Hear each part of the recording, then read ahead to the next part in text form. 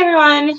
So I want to share a technique that my friend, hey Raven, my friend, she's in theory, and she came up with this awesome technique to reinforce what she's practiced while away from the machine.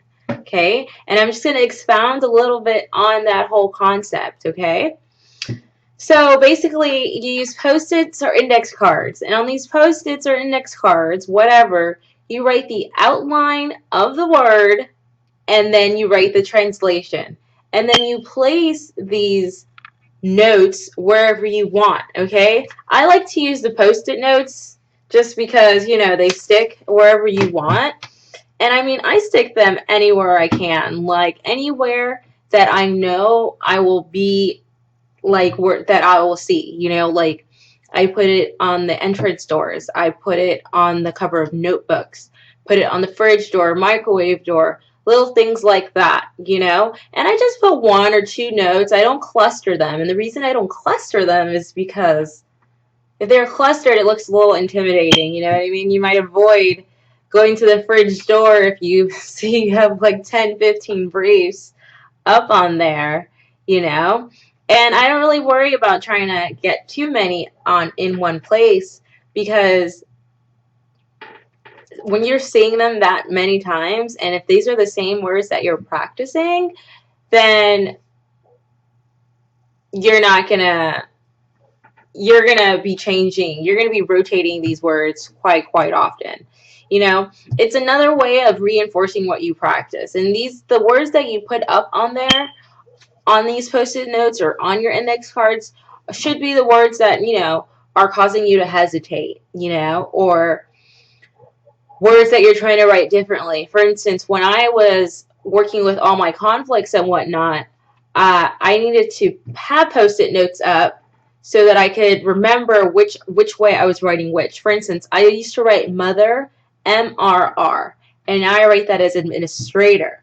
So I made a post-it like this. I don't know if you guys can see it.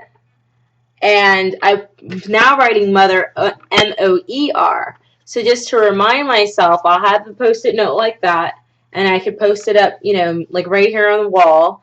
And then whenever I'm sitting down at my desk, I'll see that, So when do you rotate your notes? Okay, and by rotating your notes, I mean taking them out and putting up new ones.